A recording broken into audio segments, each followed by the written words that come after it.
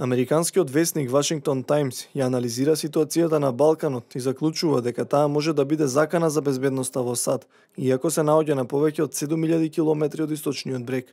Во текстот се вели дека стабилноста и безбедноста на Балканскиот полуостров се важни од повеќе причини.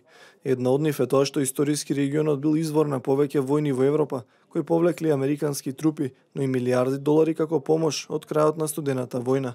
Како друга причина се споменува тоа што одредени делови на Балканот се упориште на исламски екстремизам и тоа што стотици луѓе заминале во Сирија да се борат на страната на екстремистичката организација Исламска држава.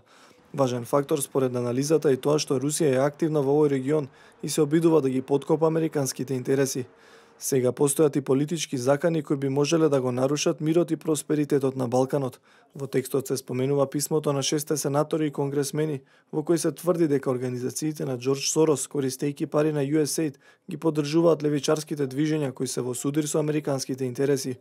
Исто така се потенцира и влијанието на Русија, која користи политичката нестабилност и промовира антизападна агенда. Во анализата се навидува дека стабилноста која постои од доцните 90-ти години, демократијата и доброто владење се ставени на тест. Како пример се наведува Македонија, каде според авторите, странското мешање довело до политичка парализа која ги тресе демократските темели на државата. Вашингтон Таймс пишува дека политичка бура се спрема и во Албанија, каде влогот е уште поголем бидејќи е членка на НАТО и поради тоа заканата е уште поголема. Во текстот се наведуваат 3 главни фактори на кои треба да се внимава. Прво, изборите кои се закажани за јуни треба да бидат слободни и транспарентни, со оглед на тоа што опозицијата изгубила доверба во изборниот процес. Европската унија изразила загриженост за потенцијални нерегуларности.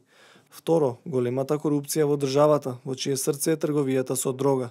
И трето, повторно се споменува загриженоста дека постои мешање на фондацијата Отворено општество на Сорос во политичките случувања. Весникот пишува и дека албанскиот премиер Еди Рама го нарекол американскиот претседател Доналд Трамп срам за цивилизацијата, што според нив не е воопшто добро за здрави меѓусебни односи.